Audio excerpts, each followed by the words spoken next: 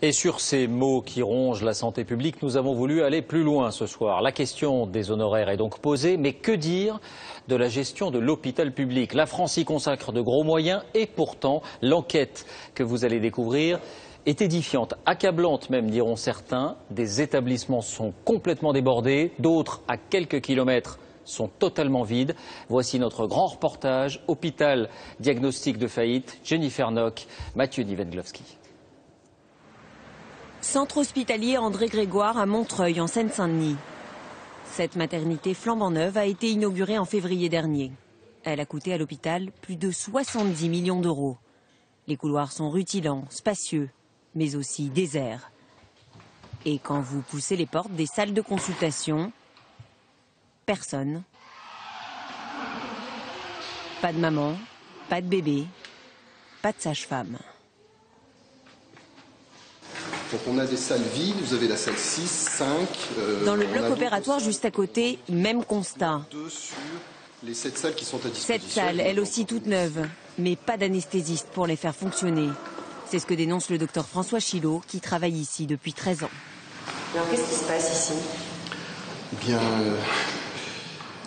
on est dans une situation où on n'a pas la possibilité de travailler dans de bonnes conditions, puisqu'il nous manque une partie du personnel pour pouvoir fonctionner. Et ce n'est pas tout. Entre le bloc et la maternité, il y a d'autres couloirs, cette fois totalement abandonnés. C'est l'ancien bâtiment qui devait être réhabilité cette année. Mais faute d'argent, c'est devenu un hôpital fantôme. À cause de cette maternité et du bloc tout neuf, l'hôpital de Montreuil est l'un des plus endettés de France. 10 millions d'euros de déficit, il faut trouver des économies partout. Alors les travaux sont ajournés, les équipes réduites et le personnel a le sentiment de payer la facture. Ce n'est pas les médecins, ce n'est pas les infirmières qui décident des investissements immobiliers, mais pourtant c'est ça qui plombe les finances de l'établissement. Et après, donc, on nous demande de faire plus, mieux, avec moins de moyens. C'est comme si dans votre ville, on construit un lycée neuf, et puis on va demander aux enseignants de ne pas avoir 30 élèves dans leur classe, mais 60, et puis aux élèves de tous avoir la mention très bien, parce qu'il faut rentabiliser l'investissement de structure, l'investissement du bâtiment. Donc là, il y a quelque chose de ridicule. L'élu qui a voulu ce nouvel hôpital, c'est Jean-Pierre Brard, l'ancien député maire de Montreuil. Car pour lui, la santé ne doit pas être une affaire d'argent. Aujourd'hui, vous regrettez d'avoir fait cette dépense? Non. Est-ce qu'il faut regretter d'avoir réalisé une maternité qui va permettre 3500 accouchements dans des conditions idéales de sécurité? Bien sûr que non. La santé est un bien précieux et si on compte le coût de la santé comme on compte le prix d'une bicyclette ou d'une voiture, nous ne sommes plus en France. Et pourtant aujourd'hui, les hôpitaux sont contraints de faire des économies. Comme ici à Lariboisière, un autre exemple d'hôpital en crise. Dans ce plus gros service d'urgence d'Île-de-France, les locaux sont vétustes et trop étroits. Le nombre de patients a quasiment doublé depuis 10 ans, de 38 000 en 2002 à 72 000 aujourd'hui. Puis un nouveau patient s'en va, on recommence, on remet le brancard, on le remet en circulation et ainsi de suite. On tourne à la chaîne. L'hôpital n'a pas les moyens d'offrir une chambre pour chaque patient. Cette dame âgée, elle a passé 24 heures ici, séparée de ses voisins par un simple rideau. Il y a un manque de place et un manque de personnel, c'est épouvantable. Pour voir le mal qui se donne, vous savez, ils sont courageux. Ils courent sans arrêt, sans arrêt, sans arrêt. De la promiscuité, même pendant les examens médicaux. Ça dérange les malades et les soignants.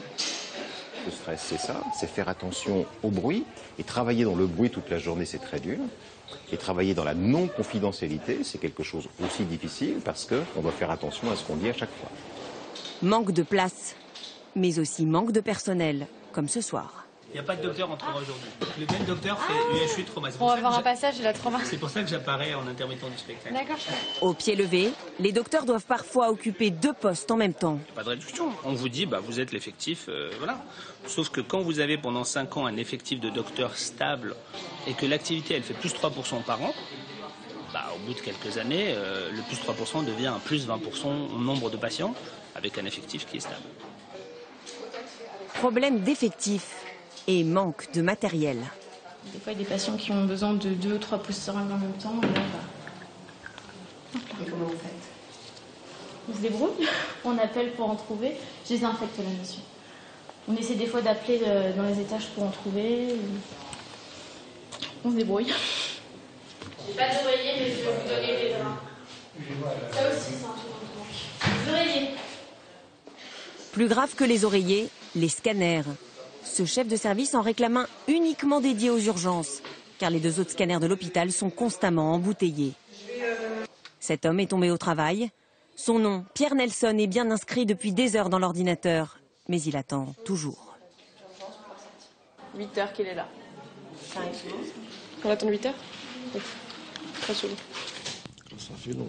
Je suis patient, je suis là, je prends mon mal en patience, mais bon, j'ai l'impression que je suis peut-être trop patient, faut peut-être gueuler un petit peu parce que sinon j'ai l'impression que ça bouge pas, quoi. Et quand ce patient arrive finalement au scanner, dans les sous-sols, il n'y a qu'un seul technicien pour s'occuper de lui. Les soignants ont de plus en plus souvent l'impression de porter les malades à bout de bras, de manquer d'aide et de moyens. Pourtant, les chiffres sont formels, ils disent le contraire.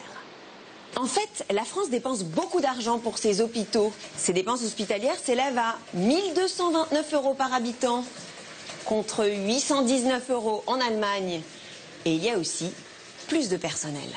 Regardez, quand dans un service en Allemagne, il y a 10 personnels hospitaliers, en France, il y en a 13. Et pourtant, entre les 2 pays, la qualité des soins est comparable. Depuis 2009, la rentabilité est donc devenue la priorité des hôpitaux français. L'État a fixé un prix pour chaque acte médical et l'hôpital doit en pratiquer beaucoup pour gagner de l'argent. Le professeur Grimaldi juge ce système absurde. Il est diabétologue et ses consultations de prévention ne coûtent pas cher.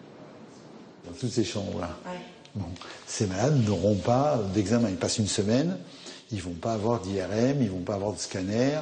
Donc ça, c'est pas rentable pour l'hôpital. Ce qui est rentable pour l'hôpital, c'est de faire des gestes techniques qui coûtent et que la sécurité sociale rembourse. De monter un stent dans une coronaire, de la technologie.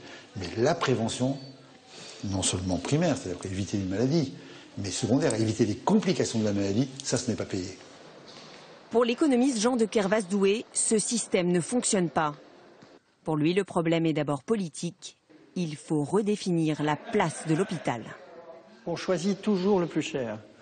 On choisit l'hôpital plutôt que la médecine de ville, les spécialistes plutôt que les généralistes, les médecins plutôt que les infirmières. On est un système super dépensier. Super dépensier, super bureaucratique, beaucoup trop rigide. Et l'État veut tout contrôler alors qu'il n'y arrive pas. C'est pas possible, si vous voulez, par des textes, d'organiser quelque chose aussi compliqué. Lui préconise des établissements plus autonomes, indépendants de l'État, mais toujours financés par de l'argent public. En attendant, la France continue de dépenser pour ses hôpitaux. À Lariboisière, un nouveau service d'urgence devrait ouvrir en 2017. L'hôpital de Montreuil, lui, vient de recevoir une aide exceptionnelle de 5 millions d'euros. Tout juste de quoi tenir un an de plus.